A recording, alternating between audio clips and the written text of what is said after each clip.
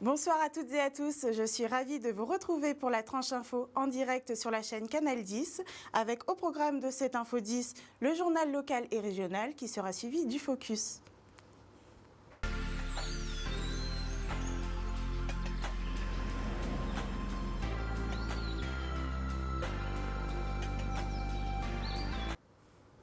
Nous sommes le lundi 26 juillet 2021 et voici les titres de ce journal.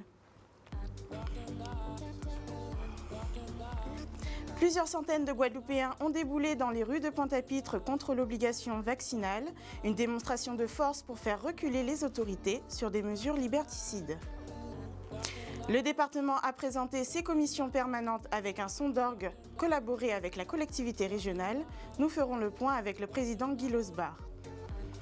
Et enfin, nous reviendrons sur la 10e édition du Festival international de graffiti, où plusieurs passionnés du street art embellissent les murs de la Guadeloupe. Retour sur la mobilisation contre l'obligation vaccinale ce samedi à Pointe-à-Pitre. Pour beaucoup, la devise française « Liberté, égalité, fraternité » est bafouée avec le pass sanitaire et l'obligation vaccinale pour les soignants. Une organisation syndicale et associations ont appelé au rassemblement pour défendre le peuple des atteintes à ses droits fondamentaux. En effet, le projet de loi adopté définitivement par le Parlement rend la vaccination obligatoire pour les médicaux, paramédicaux et tout autre professionnel en contact avec des personnes vulnérables. Ils auront jusqu'au 15 septembre 2021 pour recevoir leur première dose et jusqu'au 15 octobre pour un schéma vaccinal complet. À défaut, les salariés et agents publics verront leur salaire suspendu. Reportage avec Harold Luce et Livan Seprika.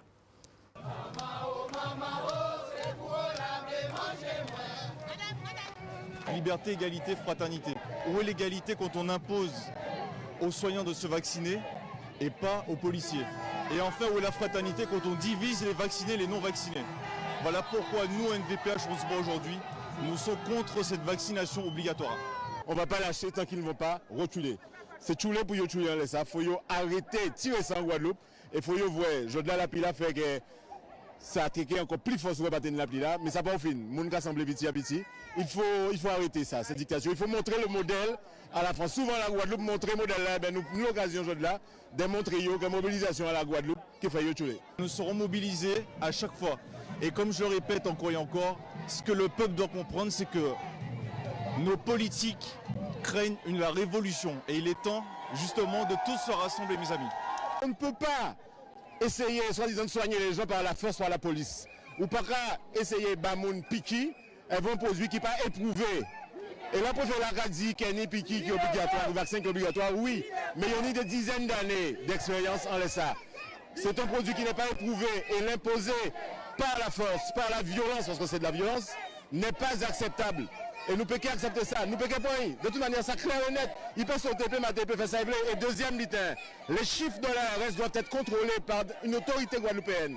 Parce qu'aujourd'hui, préfet là, Emmanuel Nux, qui a raconté ça, il voulait pour nous en confinement, nous en couvre-feu. Pas de monde pas contrôler. Ni Losba, ni Charles, ni Porion, qui par contre, quasiment est vacciné. Pas de monde pas contrôler ces chiffres-là. On a aujourd'hui affaire à l'ARS qui est à la fois distributeur de statistiques et vendeur de vaccins. Il y a conflit d'intérêts. C'est pas normal, mais pas le monde va dire rien, donc faut pas plaisir. Je n'ai pas envie de me faire vacciner, je suis en bonne santé, je travaille dans le médical et ça ne m'intéresse pas de me faire vacciner. J'ai vu trop de patients vaccinés qui au final ne sont pas mieux que les autres. Et je pense que c'est une atteinte aux droits fondamentaux, d'autant plus que c'est pour une raison qui me semble pas bonne, puisque cette maladie elle existe, mais elle ne représente pas un tel danger que ça nécessite de vacciner l'ensemble de la population. Et derrière ce que l'on voit, derrière ce qui a été proposé par Macron, c'est en fait l'obligation pour tous d'être vaccinés. Il va couillonner tout le monde, mais pas nous couillonner. Mais par contre, le monde qui veut prendre vaccin, ça ne veut pas prendre. Mais pourquoi les laboratoires ne prennent pas responsabilité?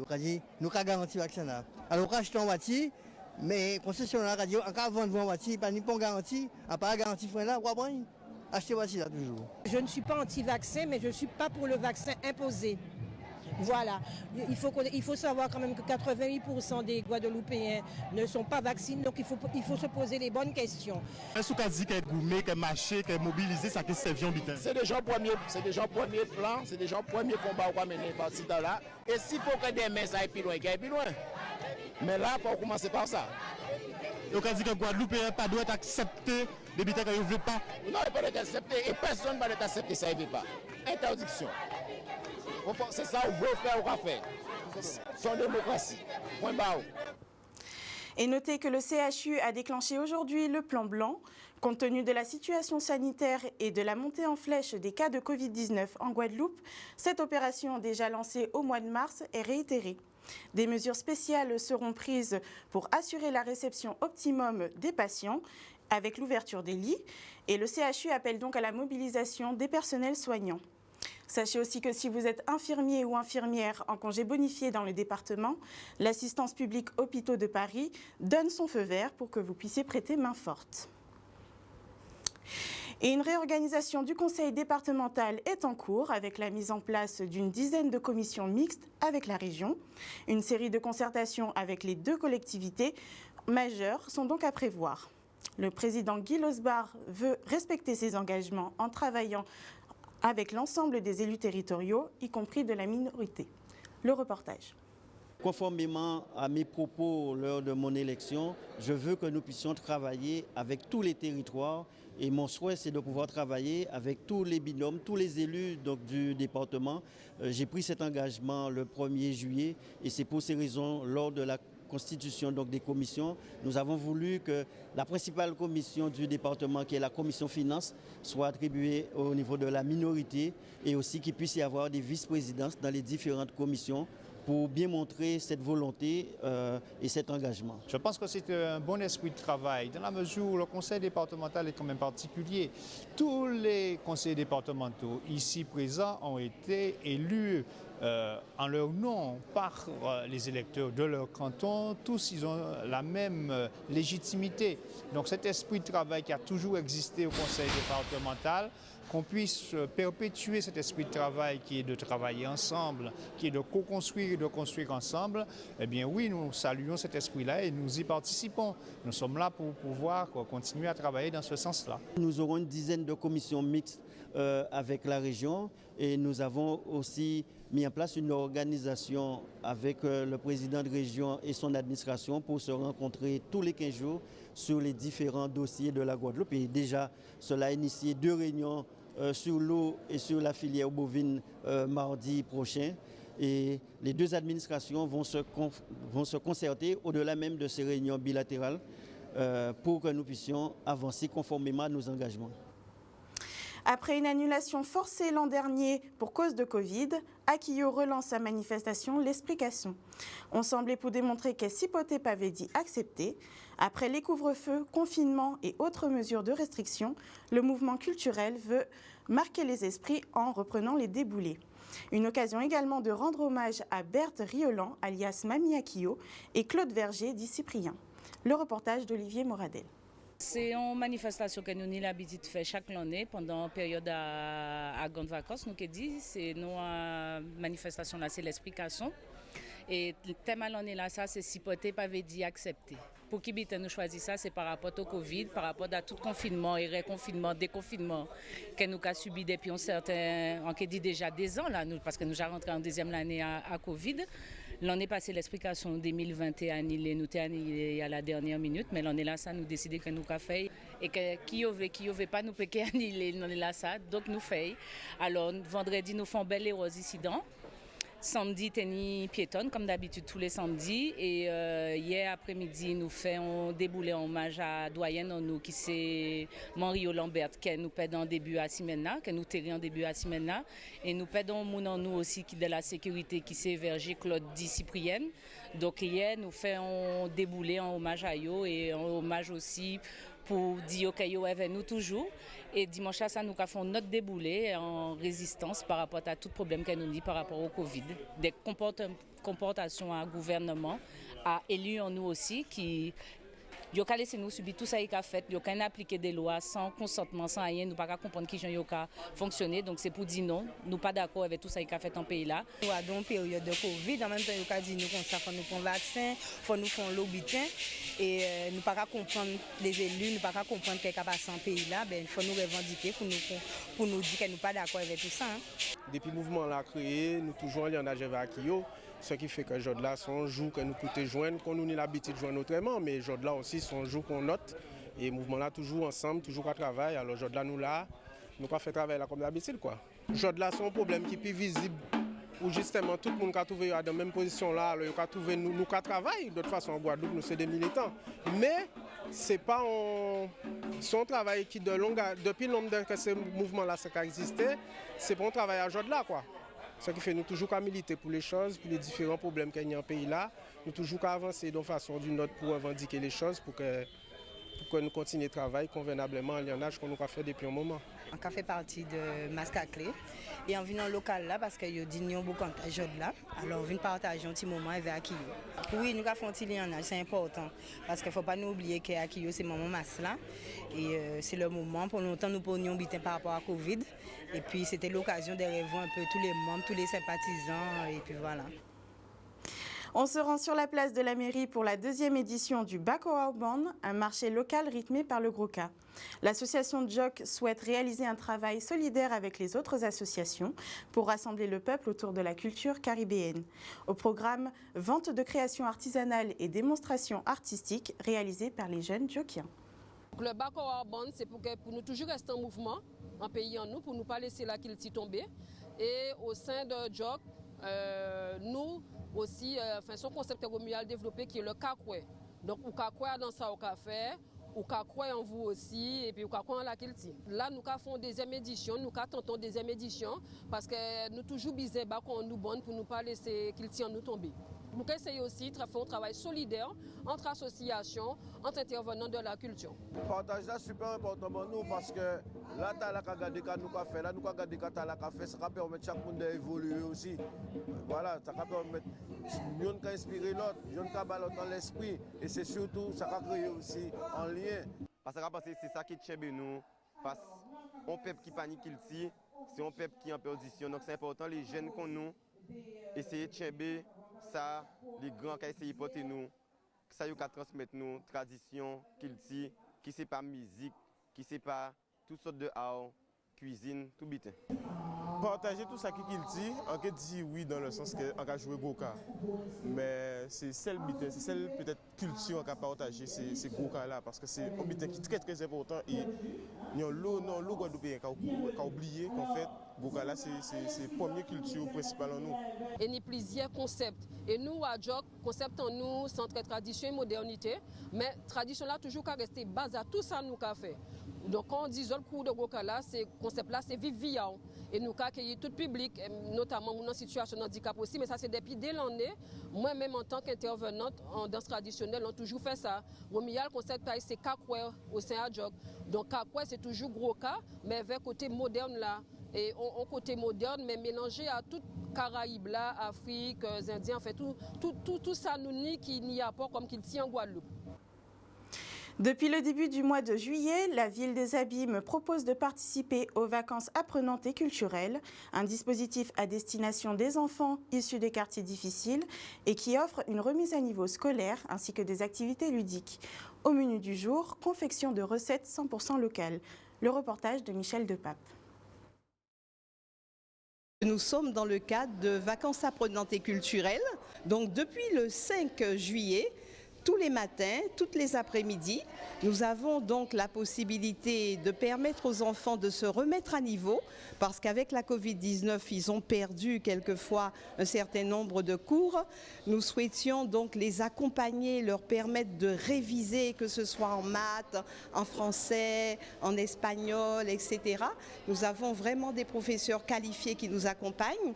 Et l'après-midi, il y a la dimension culturelle. Nous avons aussi d'autres ateliers. Par exemple, si nous prenons cet après-midi, nous aurons un très bel atelier qui sera un atelier numérique, qui sera animé par Didier Gernidier, qui est quelqu'un de très dynamique. Nous aurons un autre atelier cette fois avec une très jolie dame qui permettra aux enfants de découvrir la langue des signes, parce qu'on a beau dire comment communiquer avec les sourds et muets. Et je crois que c'est une problématique très importante pour nous, permettre aux enfants de voir qu'à l'école, ils peuvent continuer à parler entre eux, à se comprendre, à communiquer. Ça, c'est formidable. Nous avons aussi un autre atelier culinaire qui se tiendra au niveau de la cafétéria, parce qu'on s'est bien rendu compte qu'aujourd'hui, il y a une problématique d'obésité. Comment aider les enfants à mieux se nourrir? Comment sensibiliser les parents sur les repas? Comment montrer que nous pouvons faire des choses faciles, pas chères, mais de grande qualité, où la diététique prend une place importante. C'est aussi l'accès à la culture pour tous, permettre aux enfants, mais également à un certain nombre d'administrés, de découvrir ce potentiel culturel qui se trouve dans l'Hexagone, mais également à l'étranger. Et il nous appartient, nous, de créer notre musée numérique local et abymien. Et au-delà de ce partenariat, il y a un certain nombre d'ateliers qui se font pour les enfants dans le cadre des vacances apprenantes, où nous faisons découvrir ce projet Microfolie, mais accompagné et en partenariat avec les associations, avec un certain nombre de prestataires. Il est important pour nous de faire découvrir le Palais de la Culture à travers les Microfolies. Et des réjouissances pour les élèves récompensés à la 12e édition du Prix de l'excellence littéraire organisé par la région Guadeloupe. Les 10 meilleurs bacheliers ayant une moyenne phénoménale allant de 16 à 21 ont été primés. De jeunes Guadeloupéens qui se destinent à de brillantes carrières. Le reportage. Comme chaque année, nous avons des élèves avec de très bons résultats qui sont primés à ce prix. C'est la 12e édition d'ailleurs. Et les résultats, vous l'avez vu, les moyennes aussi entre 21, on est au-dessus de la note de 20, et plus de 16 de moyenne pour le 10e prix, parce que chaque année, nous primons 10 élèves qui ont préparé ce parcours, ce cursus qui a abouti au bac littéraire. C'est pour moi un honneur, je ne m'y attendais pas du tout, de recevoir de tels prix qui sont vraiment conséquents. Donc ces 10 meilleurs lauréats de la filière littéraire et ce qu'il en reste, la spécialité humanité, littérature et philosophie. Et c'est pour moi un honneur de recevoir ce prix en présence de personnes très brillantes. Je suis même gêné en fait d'être aux côtés de tant de personnalités, tant politiques que des acteurs en fait de la Guadeloupe. Et être justement à ce prix, c'est un énorme privilège pour moi, jeune Guadeloupéen, en fait, d'être aux côtés de toutes ces personnes en fait. Tous les mots qui ont été énoncés par toutes ces personnes qui étaient présentes m'inspirent et je suis déterminée à continuer dans la voie que je me suis fixée. Je me dirige vers une licence de droit, puis un master de droit à l'Université des Antilles, où évidemment j'aspire à devenir juriste d'entreprise. Cela peut changer dans le temps, mais c'est la profession en tout cas qui, pour l'instant, me convient le mieux. J'ai été admise à Sciences Po Paris sur le campus de Poitiers. Donc c'est un campus spécialisé sur l'Amérique latine et l'Espagne et le Portugal. Donc j'ai l'intention de devenir magistrate et plus précisément juge des enfants. Donc pour ce faire, je compte me spécialiser dans un master en 4e année en carrière juridique, puis passer le concours de l'École nationale de la magistrature. Je leur souhaite bon vent, comme on le dit, une belle réussite.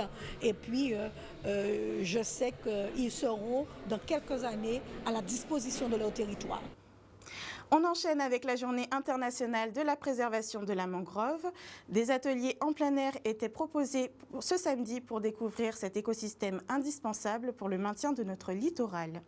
À Morne-à-l'Eau, ville emblématique du crabe, c'était l'occasion de participer à une matinée explicative autour du mode de vie de ce crustacé et surtout de sa consommation. Le public s'est aussi attelé à un itinéraire pédestre dans la forêt marécageuse pour comprendre l'évolution de cette végétation singulière. Retour en images avec Olivier Moradel. Aujourd'hui, on est là pour découvrir la mangrove et son écosystème. Donc la pluie est au rendez-vous également, mais ça fait partie du jeu. Donc lundi, ce sera la journée internationale de la préservation de l'écosystème de la mangrove. Donc on a décidé de marquer le coup le samedi d'avant, donc aujourd'hui samedi 24, en proposant des ateliers en plein air et également un itinéraire pédagogique où on propose à la population, au grand public, vous voyez, il y a des petits, il y a des grands, de découvrir en fait ce qu'est la mangrove et ce qu'on appelle l'écosystème de la mangrove. Maunalo, l'emblème de Maunalo, c'est les crabes. Maunalo, c'est le pays du crabe. Beaucoup de gens ne savent pas ce que c'est que le crabe, comment il vit, comment il se reproduit, comment le respecter surtout. Alors c'est pour ça aujourd'hui nous avons eu cette matinée d'explications sur le crabe de terre, de manière à ce que les gens puissent comprendre ce qu'il est, comment il vit et le respecter et ne pas le consommer surtout pendant toute l'année. Donc on a commencé avec, en parlant des crabes, en parlant notamment du crabe de terre, donc son mode de vie, sa mort également, son alimentation, notre mode de consommation, c'est-à-dire le rapport de l'homme au crabe. Ensuite, on s'est avancé vers la mangrove. Donc on a fait un petit bout de mangrove avec monsieur Léopold, garde du littoral de la ville de Maunalo. Donc pour parler cette fois de la flore côtière. Et puis là, on termine avec monsieur Jean-Marie Flower qui va proposer un itinéraire pédestre au niveau de la forêt marécageuse où là, on va vraiment découvrir en fait toutes les essences qui permettent de mieux comprendre en fait cet écosystème de la mangrove. Alors je vais proposer un voyage dans le temps autour de la végétation. On a l'habitude de penser que les arbres c'est figé, que ça ne bouge pas. Eh bien, je vais essayer de montrer que justement, au cours du temps, au cours des milliers d'années, eh bien, les végétations changent, les forêts changent et qu'on peut passer de la forêt sèche à la mangrove, puis à la forêt marécageuse exactement au même endroit. Et que tout ça, donc, ça montre vraiment que la végétation, les plantes, les arbres, c'est beaucoup plus vivant qu'on ne l'imagine et que c'est pour ça qu'il faut y faire très attention si on veut avoir une chance de léguer un environnement sain à nos enfants, parce que les arbres sont vraiment un élément de la solution face au changement climatique, pour stocker le carbone, pour nous nourrir, pour s'adapter à un climat qui va devenir de plus en plus instable. C'est très important de conserver des arbres et des forêts.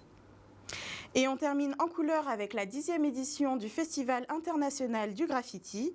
Depuis 2009, il permet la rencontre de passionnés de street art, un moyen pour nos talents guadeloupéens émergents de se mesurer à d'autres talents internationaux. Cette année, c'est sur le thème de la place de la femme dans le milieu d'art urbain que les graffeurs invités embellissent nos villes et nos vies. Les images de Michel Depape.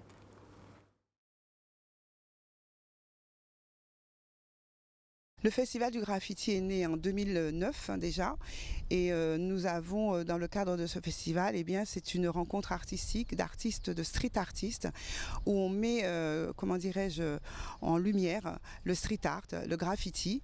Il y a de nombreux artistes en Guadeloupe qui sont dans cette dynamique artistique, donc on a souhaité les promouvoir davantage et leur donner un peu plus de lumière à une époque où le graffiti n'était pas encore ce qu'il est devenu aujourd'hui, fort heureusement. Alors pour cette 10e année, nous avons bien sûr, comme à chaque fois, des artistes invités qui viennent d'ailleurs, même si la pandémie cette année nous a posé de graves problèmes en termes de mise à disposition des artistes ainsi que des lieux. On sait que c'est compliqué en ce moment, mais nous sommes quand même là et nous avons des artistes de valeur de Guadeloupe et une artiste internationale qui vient du Canada, qui nous a rejoints. D'autres devaient venir d'Afrique et également d'Haïti, mais on sait que tous ces pays sont en difficulté aujourd'hui. Ils nous rejoindront plus tard parce qu'il y aura une deuxième étape de cette 10e édition. Je suis ici en tant que marraine sur le Festival international de graffiti de Guadeloupe pour venir à la rencontre des artistes, pour créer des synergies, pour épauler également Martine dans son travail. Et j'ai accepté directement cette mission qui me tient à cœur, puisque le thème cette année du festival est la place de la femme dans le milieu de l'art urbain, qui est un thème qui me touche particulièrement et sur lequel on peut vraiment jouer. Donc je suis ravie de voir qu'il y a des artistes émergents qui peuvent croiser des artistes internationaux. Pour moi, c'est indispensable ce rôle fédérateur que jouent les festivals et c'est une aventure qui doit être conduite. Pour moi, un créateur d'émotion, dans mon domaine, c'est la peinture, donc c'est la couleur. Donc à chaque couleur, sa vibration. Donc je fais en sorte de parler un langage à travers la couleur. Mon œuvre, là, pour le moment, aujourd'hui, elle est plus dans l'abstraction, la couleur et l'énergie que j'ai puisé sur le lieu. qui est la plage là dont on se trouve sur le Moule, qui est riche en énergie, en histoire. Et voilà, on s'est approprié l'énergie du moment et on a fait ça sur le mur. Pour moi, qui vis en France maintenant là depuis 10 ans, c'est un retour aux sources. C'est un retour aux sources. Ça fait beaucoup de bien de venir me reconnecter avec mon peuple, avec les éléments, avec moi et plus profondément. Ça fait du bien. Et l'événement me permet ce retour aux sources et me permet de redonner, redistribuer tout ce que j'ai appris depuis 10 ans là-bas, tous les enrichissements, et de le mettre à la disposition de l'événement et du peuple guadeloupéen.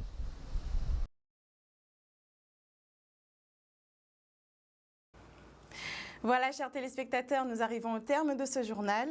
Merci de votre fidélité et surtout, n'oubliez pas que sur Canal 10 Télévision, vous faites l'info que nous diffusons. La tranche info revient dès demain à 18h30. Très bonne soirée à vous, à l'écoute de nos programmes. Des bisous!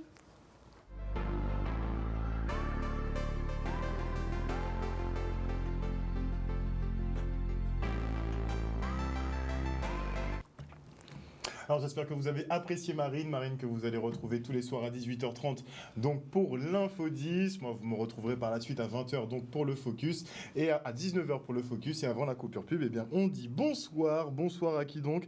À Patrice Mathurin, félicité, à Philippe Belair, à Don Luciano, à Maggie Delaney. Bonsoir à tous, bonsoir à tous. Attends, je suis perdue avec tous les commentaires. Il faut donner le nom de tout le monde. Allez, vas-y. Ouh là là, alors attends, on était où? Maud Pépita, Petit pas, d'accord, pardon. Mano Pilal, Maud Petit Pas encore. Prinsley, Tinouga de Guadeloupe. Jimmy Kamagouva, bonsoir Jimmy, j'espère que tu vas bien. Titi Guadeloupe, Don Luciano, bonsoir à tous. Bonsoir à Viviane Coton. Moïse Caramel, Quasimodo, Marie-Hélène Borès, bonsoir. Bonsoir à Roselise aussi également, bonsoir à Mano Filal, bonsoir à Dominique Landry, bonsoir à Lucette Joffa, bonsoir à Odile Zingilé, bonsoir à Matt Trinity, bonsoir à José Flureau et bonsoir à tous les téléspectateurs qui nous suivent sur l'antenne de Canal 10 Télévision. On se retrouve pour le Focus et vous retrouverez donc Marine demain à 18h30 pour l'Info 10. Au revoir.